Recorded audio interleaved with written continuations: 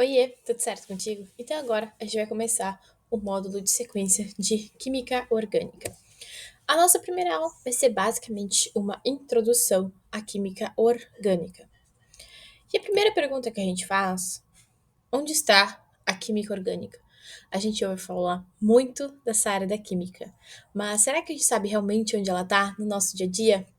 E a primeira resposta é muito simples. Ela é a base da vida. Se a gente for ver, o DNA ele é todo formado por cadeias orgânicas, com elementos como carbono, nitrogênio, hidrogênio e oxigênio na sua composição. Além disso, a química orgânica ela está presente nos hormônios. A ocitocina, a dopamina e a endorfina são cadeias orgânicas compostas por carbono, oxigênio, hidrogênio, nitrogênio e até mesmo enxofre. Está presente na comida, na forma, por exemplo, do vinagre, que a gente até comentou um pouquinho sobre ele na aula de oxirredução, no chocolate, no café, nos óleos. Então, a química orgânica, ela basicamente está em tudo que nos rodeia, inclusive naquilo que a gente consome de forma indireta, como, por exemplo, as sacolas plásticas, que são formadas por materiais poliméricos, que são cadeias orgânicas extremamente longas. Os canos de PVC, da mesma forma, o Teflon, que protege a nossa panela, torna ela antiaderente, também é um processo de polimerização, e até mesmo as garrafas PETs. Todos esses exemplos aqui são materiais poliméricos, têm as suas diferentes cadeias poliméricas, mas todas são baseadas em química orgânica. A orgânica, então, ela estuda a composição e as propriedades dos compostos que apresentam o carbono como principal elemento químico. Então, o carbono ele vai estar participando ali como principal elemento da cadeia carbônica. No século XVIII, a química orgânica ela foi descrita como a química dos compostos encontrados nos seres vivos, enquanto que a química inorgânica seria a ciência dos compostos presentes no reino mineral. Assim, em 1807, John Jacob Berzelius propôs a teoria da força vital, ou vitalismo, propondo que apenas os seres vivos seriam capazes de produzir substâncias orgânicas, de modo que tais substâncias jamais poderiam ser sintetizadas, ou seja, produzidas de forma artificial. Então, apenas seres vivos poderiam sintetizar matéria orgânica. No entanto, em 1828, o químico alemão Friedrich Wöhler conseguiu sintetizar a ureia, que é um composto orgânico presente na urina e no suor de animais, a partir do aquecimento de um composto inorgânico, o cianeto de amônio. Essa reação endotérmica ficou conhecida como a síntese de Wöhler.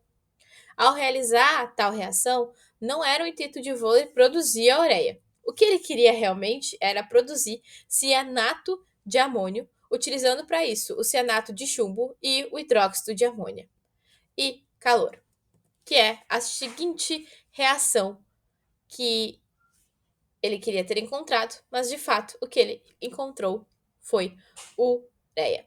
Depois de obter o cianato de amônio, que também foi submetido ao calor, o Wöhler percebeu que havia produzido uma substância muito diferente daquilo que ele previa.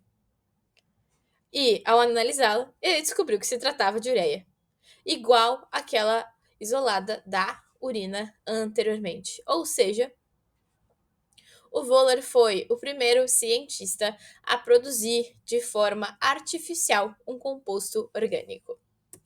Atualmente, são conhecidos cerca de 7 milhões de compostos orgânicos, ao passo que antes da descoberta de Wöhler tinha-se relatos apenas de 12 mil compostos. Porque, como eu mencionei para vocês anteriormente, a orgânica ela está em tudo, né? Então, de fato, a gente vai encontrar muitos mais compostos orgânicos do que apenas 12 mil.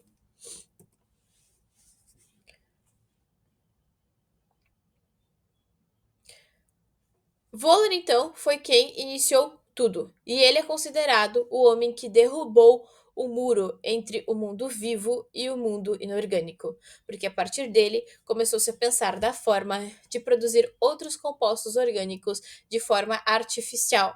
E ainda bem que Wöhler quebrou essa barreira, porque assim a gente começou, por exemplo, com a síntese de materiais poliméricos, que apesar de ter toda a crítica ambiental de poluição, eles são essenciais para nossa rotina diária.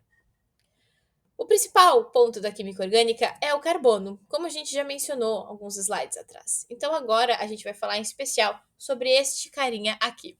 O carbono, ele é um metal e é o principal elemento químico que forma os compostos orgânicos.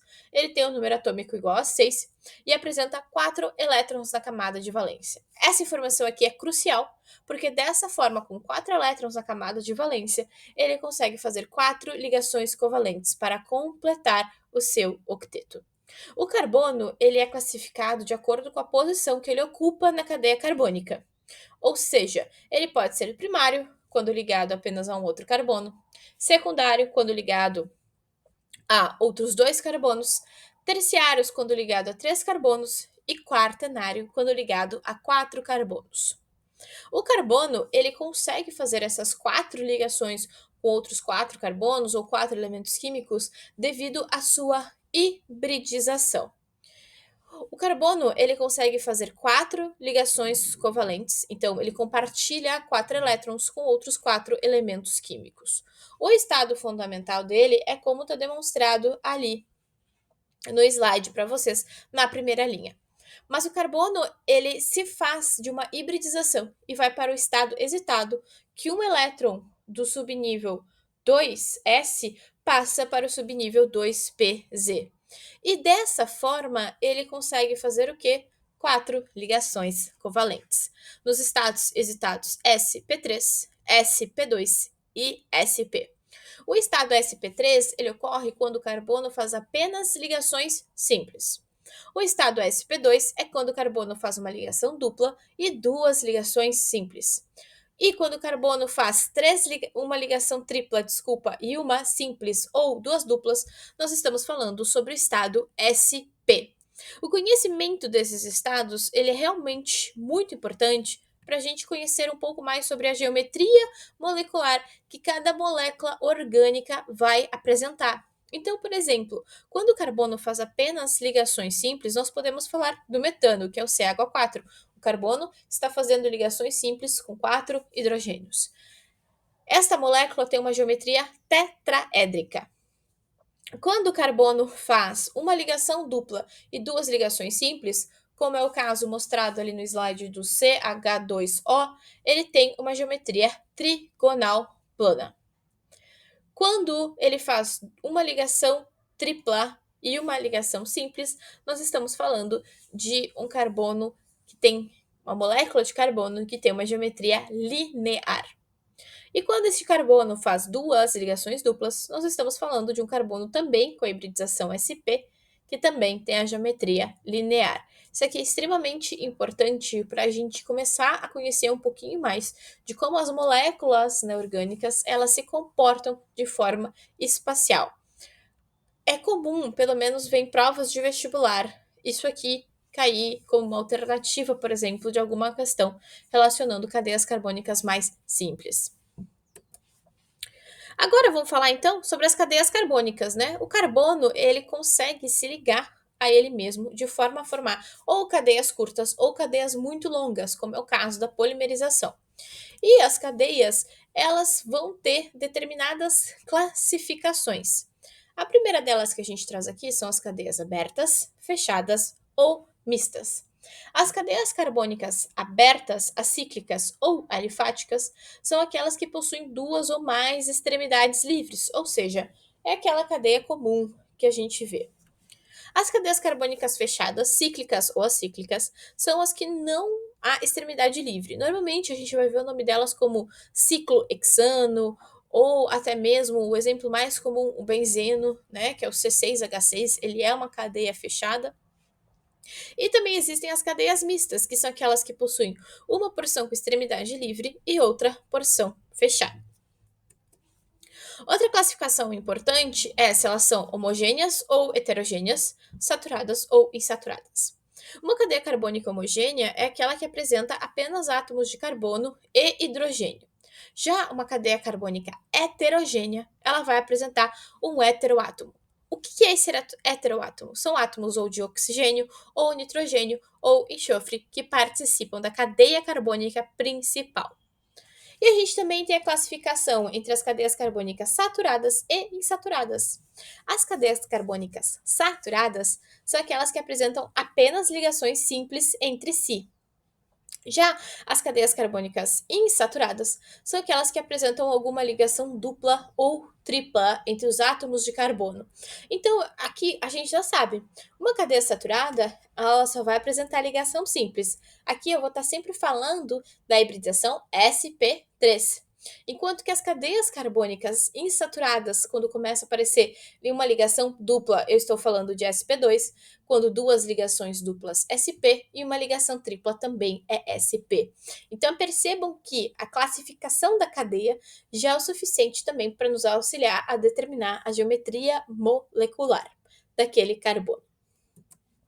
Aqui então eu trouxe alguns exemplos de cadeias. A primeira cadeia nós temos carbonos e hidrogênios. Ela é aberta, né? Ela tem aquelas extremidades livres, ela é normal, ela é saturada apenas com ligações simples e ela é homogênea, porque ela não tem nenhum heteroátomo. Ela é formada apenas de carbono e hidrogênio. O que muda de cima para de baixo é o seguinte: percebo que ali nos carbonos centrais nós já temos uma dupla ligação. Então, cada carbono se liga a um outro carbono, a um hidrogênio e faz uma dupla, né? Quando estou falando do carbono central. Então, essa cadeia, ela é aberta, ela tem as extremidades livres, ela é normal, mas ela passa a ser também insaturada pela presença dessa dupla ligação. E de fato, ela é homogênea, porque ela não tem nenhum heteroátomo, ela é composta apenas de carbono e hidrogênio. Outros dois exemplos que eu trouxe aqui de cadeias carbônicas, então, uma cadeia carbônica agora fechada, como eu comentei com vocês anteriormente, ela é não aromática, né? Porque eu não tenho a formação desse ciclo de aromaticidade, a gente vai falar um pouquinho dele mais para frente. Ela é, neste caso, saturada, tá? Me perdoem, ali tá errado a colocação, e ela é homogênea também. A cadeia ao lado já, nós temos uma cadeia também fechada, não aromática, e ela é insaturada, porque eu tenho uma dupla ligação entre dois carbonos. Mas ela também é homogênea, porque eu não tenho a presença de nenhum heteroátomo. A aula de hoje ela era mais simples para apresentar, começar a apresentar um pouquinho a orgânica para vocês, tá? Guardem, anotem estas classificações aqui, elas são extremamente importantes para a gente começar a entender um pouco mais da orgânica. Que as cadeias carbônicas podem ser classificadas em abertas, fechadas ou mistas, que elas podem ser classificadas em homogêneas e heterogêneas, e também saturadas ou insaturadas. Para a aula de hoje era isso aí. Muito obrigada pela tua atenção e a gente se vê na próxima aula. Tchau!